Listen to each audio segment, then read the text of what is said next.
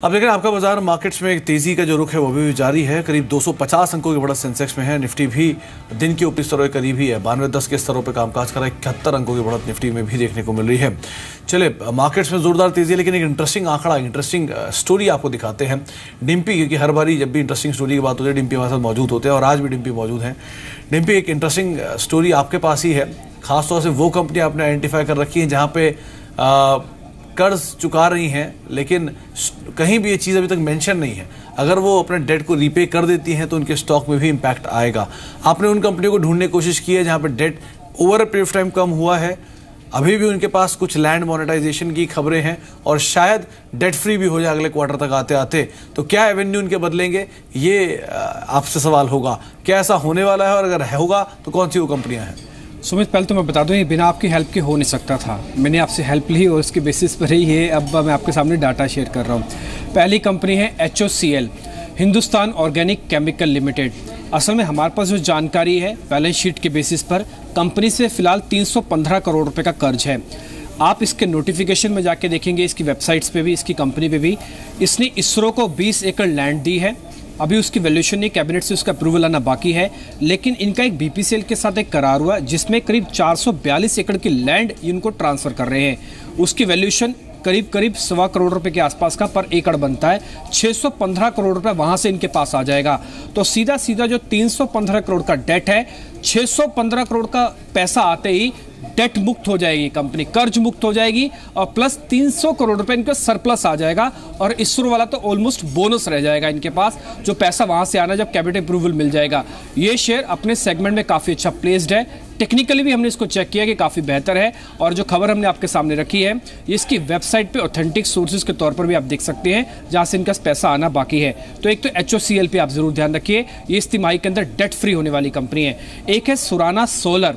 Solar companies को लेकर वैसे ही बाजार के अंदर सुगबुगाहट काफ़ी ज़्यादा है। लेटेस्ट रिपोर्ट्स के अकॉर्डिंग पता लग रहा है इस पर करीब 8 करोड़ रुपए का कर्ज है। इसकी जो प्रॉफिटेबिलिटी है, ग्रॉस प्रॉफिट, वो करीब 10 करोड़ रुपए का है। नेट होते होते करीब 3 करोड़ का रह जाता है। उस लिहाज से तो कंपनी कर्ज नहीं उतारेगी। हाँ, लेकिन कंपनी पे एक बस ये है कि इसको करीब 200-225 करोड़ का एक बड़ा ऑर्डर इनके हाथ में आ सकता है। और वो ऑर्डर आया तो उसकी जो पेशगी अमाउंट होती है, यानी कि जो प्राइमा फेसी मनी होती है 25% ऑर्डर बुक करते समय, वो इनके पास आएगी। तो इससे इनका ये जो 8 करोड़ वाला डेट है ये कंप्लीटली उतर जाएगा। नहीं भी आता तो कम से कम 2 क्वार्टर में कंपनी डेट उतारने की क्षमता रखती है, तो उतार सकती है। और इस पर आपको जरूर ध्यान रखना है। ये दूसरा शेयर है सुराना सोलर। सोलर के अंदर वैसे भी सरकारी कंपनीज के अंदर, सोलर कंपनीज के अंदर जोरदार मूव है। एक तीसरी कंपनी हमको जो मिली वो हमको दी थी संदीप ने, वो है हिंदुस्तान कंपोजिट। इस पे करीब 10 करोड़ का कर्ज है अभी और मार्केट कैप इसका 860 करोड़ है। तिमाही मुनाफा इसका 37 करोड़ है, यानी कि मुनाफे का सिर्फ 33% भी अगर इंप्लीमेंट कर दे अपने डेट को उतारने के लिए तो ये कंपनी भी डेट फ्री हो जाएगी। ये टिपिकली रेलवे के लिए भी अच्छे ऑर्डर्स बनाती है और रेलवे को आपको पता ऑर्डर्स अच्छे मिल ही रहे हैं। तो इस लिहाज से भी ये कंपनी भी आप डेट फ्री समझें कि इस क्वार्टर के अंदर हो जाएगी। ये 3 शेयर्स हमने आपके सामने रखे हैं। पहला HOCL, हिंदुस्तान ऑर्गेनिक केमिकल, दूसरा सुराना सोलर और तीसरा हिंदुस्तान कंपोजिट, जो कि आपकी और संदीप की हेल्प से मेरे को डाटा समझ में आया और हमने आपके सामने रखा। जी, 3 कंपनियों के नाम बताए गए हैं। आपको ये भी बता दें कि हिंदुस्तान कंपोजिट, जिसकी डिम्पी बातचीत कर रहे हैं, ये एक ऑटो एंसिलरी कंपनी है। रसोई लिमिटेड ये एक और लिस्टेड कंपनी है जो कि इसकी पेरेंट कंपनी है। और रसोई लिमिटेड कोलकाता बेस्ड एक ग्रुप है, रसोई ग्रुप, उस ग्रुप की कंपनी है और उनकी एक ऑटो एंसिलरी यूनिट जो है वो हिंदुस्तान कंपोजिट है। काफ़ी पुराना ग्रुप है और कंपनी में 75% हिस्सेदारी वो रखते हैं, कोई भी हिस्सा गिरवी नहीं है। तो ऑलमोस्ट डेट फ्री स्टेटस की तरफ वैसे भी जा रही है। ये एक और इंपॉर्टेंट ट्रिगर इस कंपनी के साथ है। विवेक, आपने तीनों शेयरों को सुना, तीनों कंपनियों को सुना, स्टोरी को भी पूरा सुना कि जो है ऐसी कंपनीज जो कि अपने डेट को ईज आउट कर रही हैं। कुछ बज़ है, कुछ खबरें हैं। अलग अलग कंपनी को चुना गया है, इसमें सुराना सोलर है, हिंदुस्तान कंपोजिट है, HOCL है, केमिकल स्पेस की अच्छी कंपनियां हैं। आप इनमें से कोई शेयर को पिक करना चाहेंगे या कोई शेयर पे कोई राय देना चाहेंगे?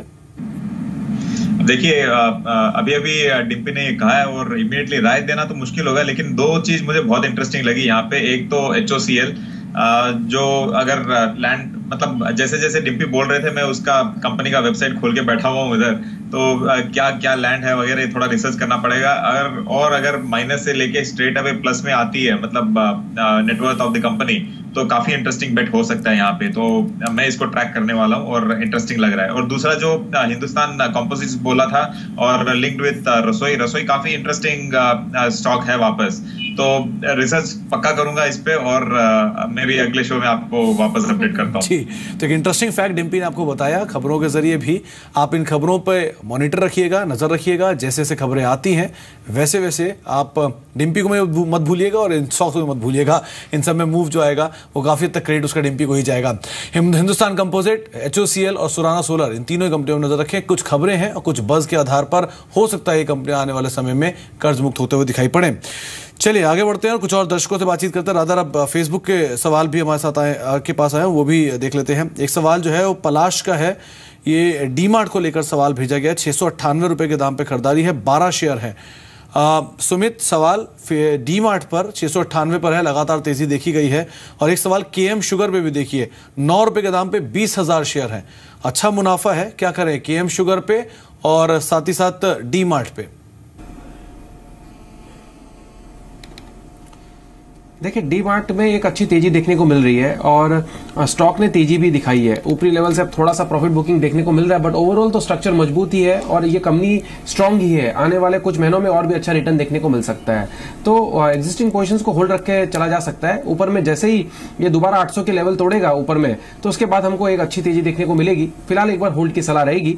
दूसरी तरफ KM शुगर के अंदर ये स्टॉक ने पिछले कई दिनों से वीकनेस दिखाई है और अब ये पॉज लेके वीकनेस को होल्ड करके एक वापस तेजी दिखाने की कोशिश कर रहा है। स्टॉक इमीडिएटली 30 रुपए का रेजिस्टेंस है, जैसे ही वो लेवल 30 रुपए का तोड़ेगा कन्विंसिंगली विद वॉल्यूम्स, तो हमको 38 रुपए तक का मूव देखने को मिल सकता है। फिलहाल पोजीशंस को होल्ड करके चलना चाहिए। 25 रुपए, 25.5 रुपए का स्टॉप लॉस लगाना पड़ेगा। श्योर, तो दोनों को ही होल्ड करने की आपको राय दी गई है। विवेक, 2 शेयर्स आप भी देखिए जो फेसबुक के जरिए हमें क्वेरीज मिली है। राजेंद्र की है, कॉर्पोरेशन बैंक पर जानना चाहते हैं।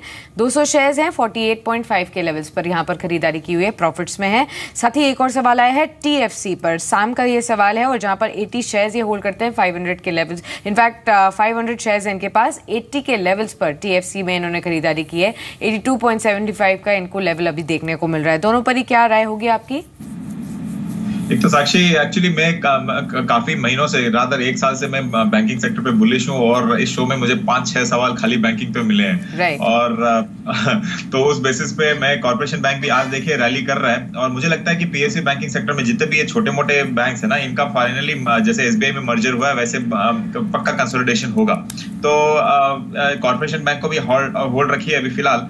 और जो टूरिज्म फाइनेंस है इसमें थोड़ा मैं स्केप्टिकल रहूंगा। पर्टिकुलरली देखिए जो फूड एंड बेवरेजेस इंडस्ट्री है, आफ्टर सुप्रीम कोर्ट का जो बैन हुआ था लिकर पे, काफी ले ऑफ्स होने वाले हैं और टूरिज्म भी यहाँ पे इफेक्ट करने वाला है। तो इसका किस हद तक इस कंपनी को नेगेटिव इफेक्ट होगा ये अभी नंबर वाइज बोलना मुश्किल होगा थोड़ा। तो मैं शॉर्ट टर्म के लिए इसको तो थोड़ा अवॉइड करने के लिए सलाह दूंगा।